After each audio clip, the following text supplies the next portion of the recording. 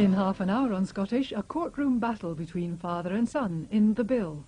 First, we meet a real-life raider of the Lost Ark.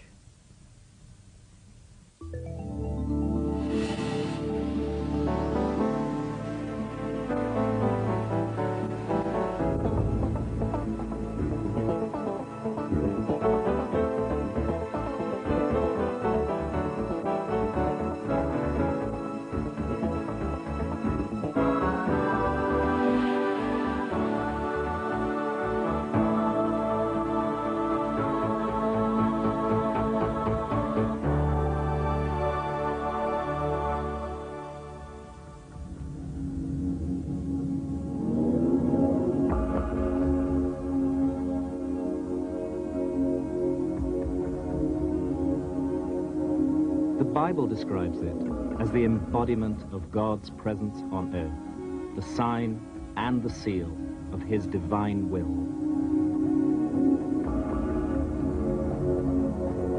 An ornate wooden box covered with gold and endowed with a fierce and mysterious power.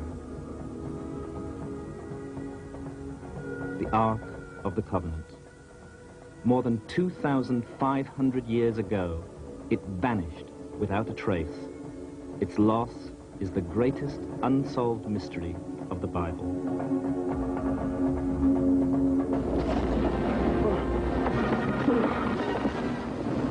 It's captured the imagination of Hollywood. In Raiders of the Lost Ark, Indiana Jones was driven by an obsession to track down the priceless relic. Early books of the Bible tell us that the Ark was built to carry the stone tablets of the Ten Commandments. But according to the scriptures, there's much more to it than this. It is also infused with the vengeful power of God.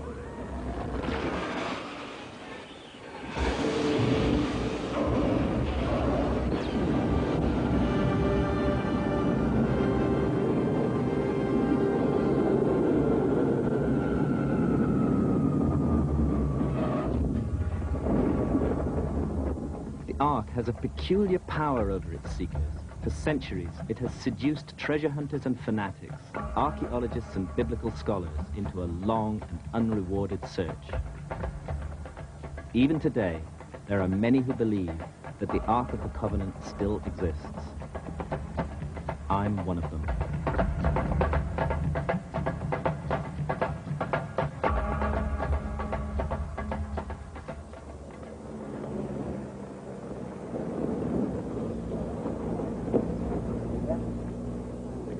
My name is Graham Hancock. I'm neither a treasure hunter nor a biblical scholar. I'm an investigative writer whose field is the past, a sort of historical detective on the trail of unsolved mysteries.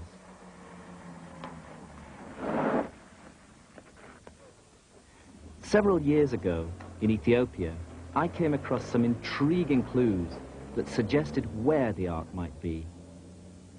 They launched me on a voyage of discovery. It became a kind of obsession for me, the power and the aura of the Ark of the Covenant. I became entranced by it. I ate it, I slept it, I breathed it, I dreamed it. All the time it was with me, and I couldn't let it go. Ethiopia may seem an unlikely place to look for the Ark of the Covenant, but I became intrigued when I discovered something puzzling but significant about Ethiopian religious beliefs.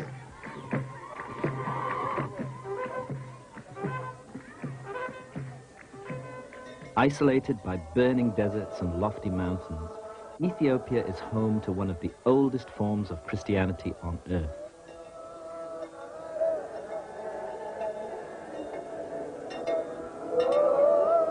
Central to this archaic faith is the conviction that the Ark of the Covenant is not lost at all, that it still exists, hidden away, here in this tiny chapel in Ethiopia's sacred city of Aksum.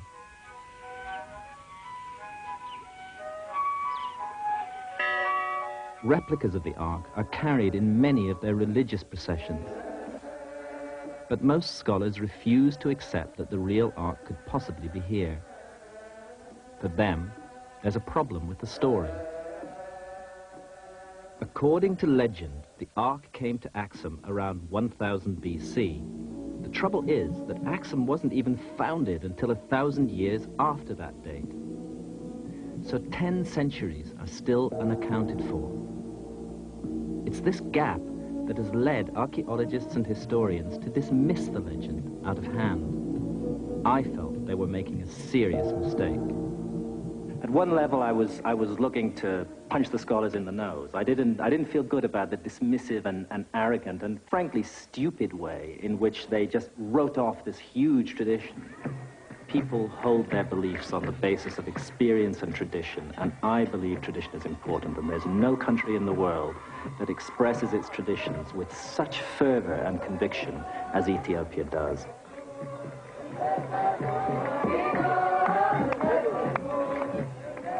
It was with a mixture of respect and commitment that I set out to uncover the facts which might lie behind the tradition of the Ark.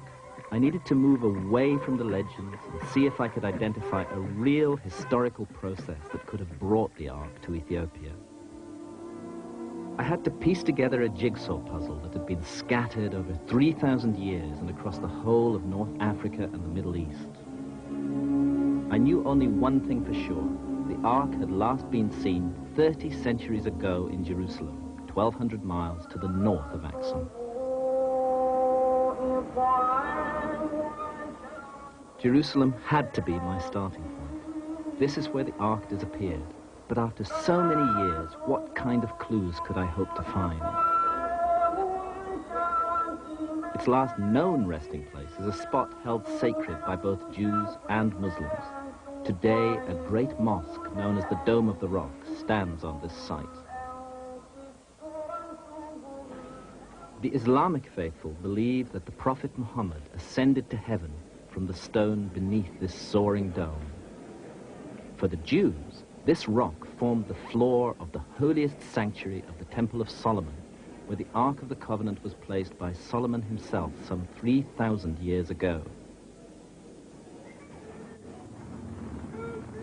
This is where my quest had to start. What I hoped to discover was when and why the Ark had been taken from Solomon's temple in the first place. I learned that the Bible had drawn a veil over the whole subject in a manner so devious and subtle that to me it hinted at a deliberate cover-up. It's amazing that the biblical story, which is so dominated by the presence of the Ark of the Covenant in the early books of the Old Testament, does not record the disappearance of the Ark. There is not a single statement in the Bible which tells us how or why or when the Ark of the Covenant left the Temple of Solomon.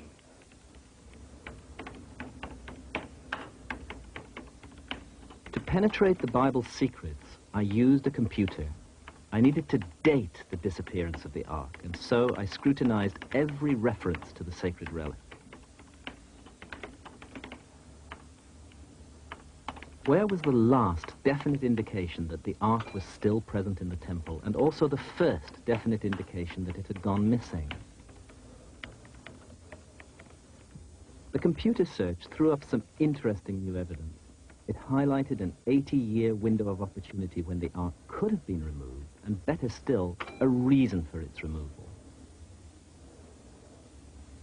I found in that 80-year period that a very significant event did occur. A king took the throne of Jerusalem, a king named Manasseh, who abandoned the traditional Judaic faith. This man is reviled in the Bible for what he did. It was a time of hysteria and bloodshed. Manasseh was a king of unparalleled brutality. He murdered the faithful and defiled the Temple of Solomon by installing a pagan idol in the Holy of Holies, the sanctuary of the Ark. The Bible talks of the streets of Jerusalem flowing with blood, of massacres on a large scale. It must have been a terrifying time. A kind of madness seemed to have seized the country.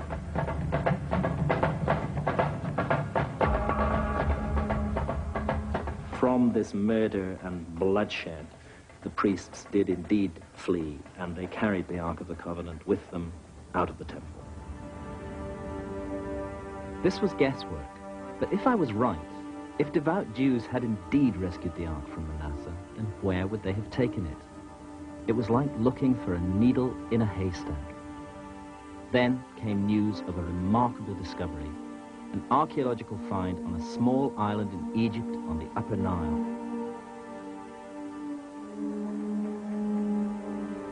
That island is called Elephantine. It stands smack in the middle of the ancient trade route that once connected Ethiopia to Palestine. Here, to everyone's surprise, a Jewish temple was built in the mid-7th century before Christ. It was exactly the time that Manasseh sat on the throne of Jerusalem.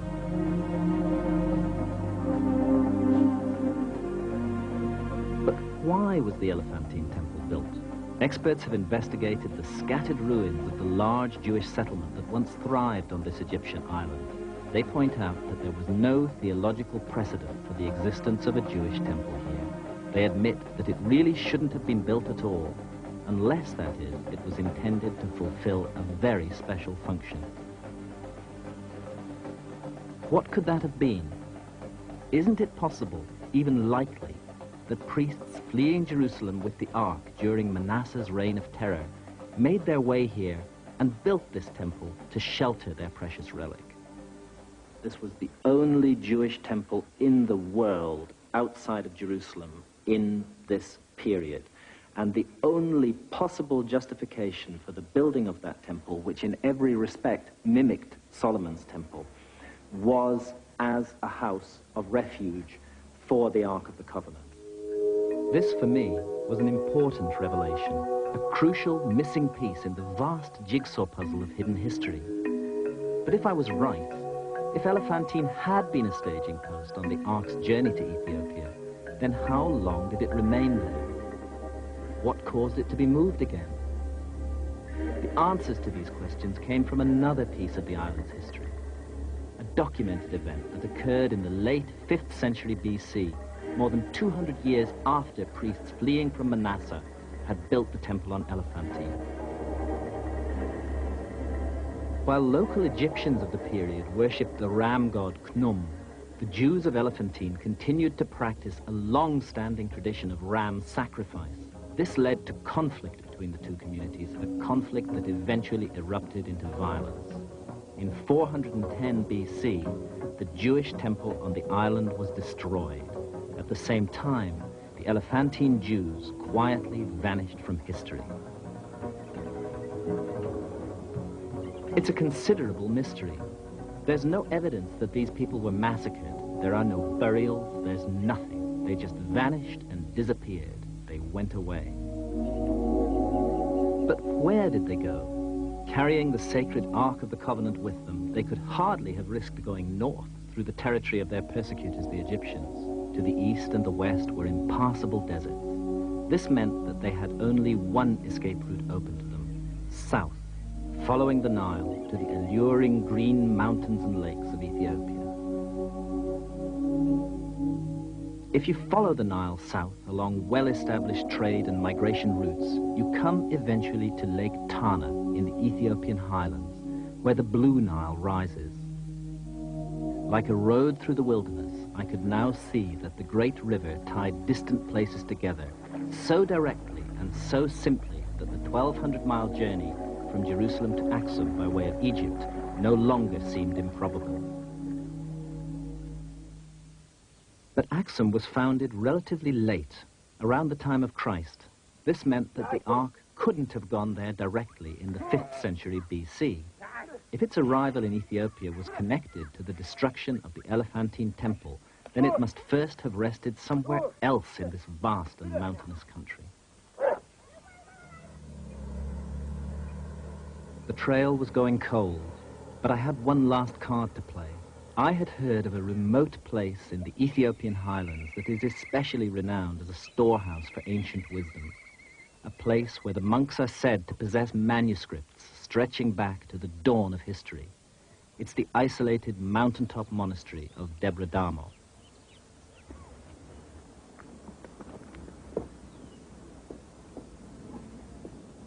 It is a forbidding place, both scary and austere. Protected on all sides by cliffs as tall as a 5-story building, there's only one way to the top, up a rope made of woven leather that feels like it's hung here since the monastery was first established more than 1,500 years ago. I had to climb that rope if I was to have any hope of picking up the Ark's trail. Perhaps the monks of Debradamo would be able to shed some light on the mystery.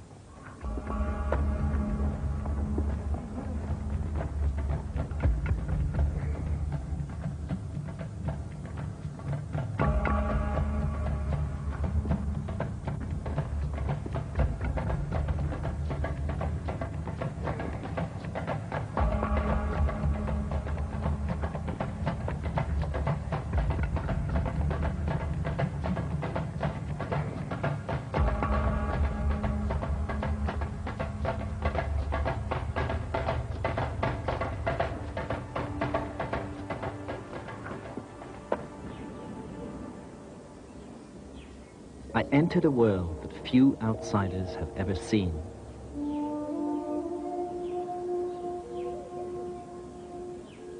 The abbot told me stories and showed me books that recounted legends from Ethiopia's past. But he could tell me nothing that I didn't already know about the Ark of the Covenant. I was about to give up when something in an old story caught my attention. The mention of a monastery, even more ancient than Debradamo, that had long ago served as a hiding place for sacred treasures. What excited me was the location of the monastery. It stands on an island on Lake Tana, the source of the Blue Nile, the route the migrants from Elephantine had to follow on their journey into Ethiopia with the Ark. Though there was nothing definite, this was a clue that I had to investigate. There was just a chance that I might pick up the trail again. In Ethiopian tradition, Lake Tana has always been a sacred place. There's more than 40 islands on this lake, many of them with remote monasteries established upon them. And these monasteries have been used as repositories of ancient treasures since times immemorial. Whenever Ethiopia has come under attack, the treasures of the country have been brought here and placed on these lost islands in this vast lake, kept safe from invaders.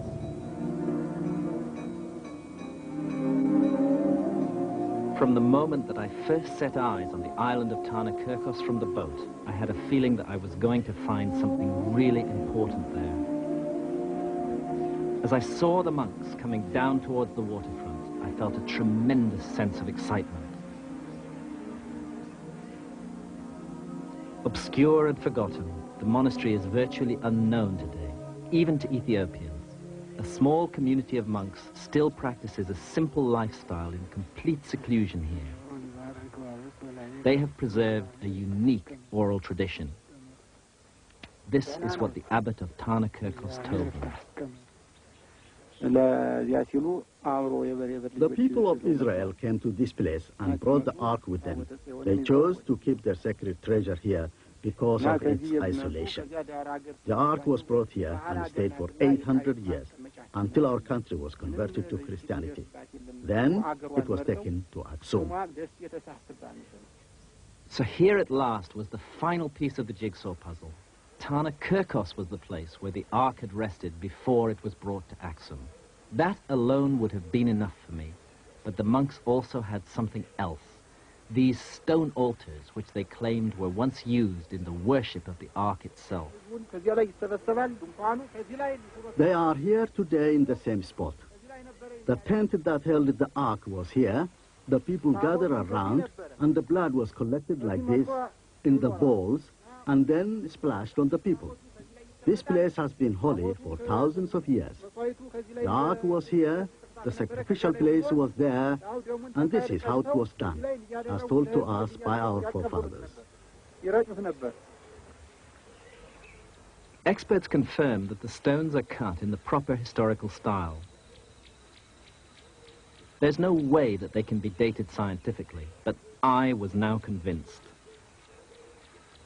What was really exciting about this for me was that for the first time I had hard information physical objects that I could touch, stones that had been used for sacrifice before the ark, and traditions that showed me that those forms of sacrifice fitted very closely with what I knew about the ancient Judaic sacrifices that had been performed in front of the ark, and a specific date, really very much a specific date, that the ark had been on the island for 800 years, and at the time of Ethiopia's conversion to Christianity, a known date, the 350s AD, the ark had been removed to Axum. At last, I'd filled in all the geographical and historical gaps. Starting in Jerusalem, I'd traced the ark's journey as it was carried into Egypt, then along the Nile River system to Elephantine, on to Tarnakerkos, and finally in the 4th century to Axum, when that city became the capital of the Christian kings of Ethiopia. For me, the circle was closed at this point, and closed in an utterly convincing manner.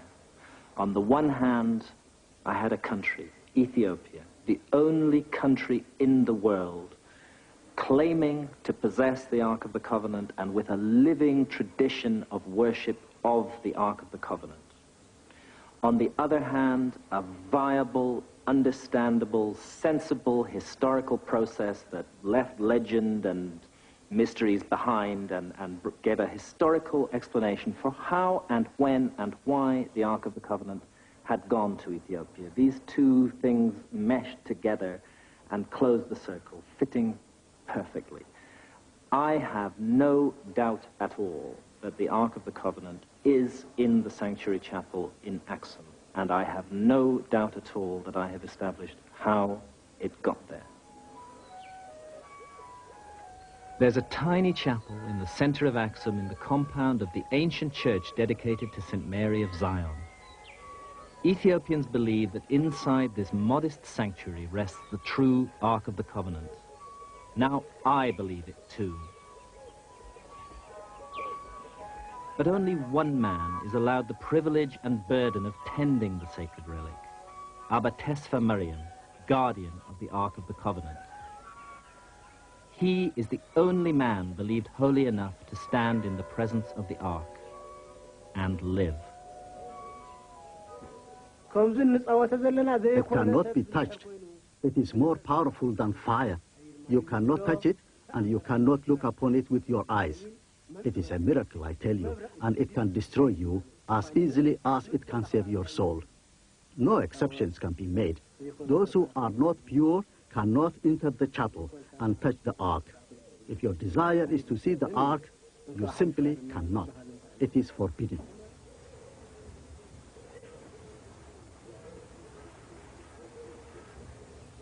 Abba Tesfa Miriam has taken a solemn vow never to leave this tiny chapel sanctuary. He will guard its contents until the day that death takes him from his sacred duty. Am I right or am I wrong? At the end of my journey, I suppose I've done no more than weave a web of theories, conjectures, and coincidences, a series of speculations neither proved nor disproved. Right or wrong, however, my quest ends here at the gates of the chapel. I'll never know for sure if the object of my obsession lies just beyond my reach.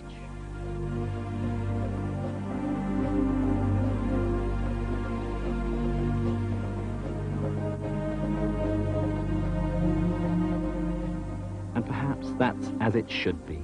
Perhaps the Ark of the Covenant can only keep its power if it remains a mystery, an object always just beyond our grasp.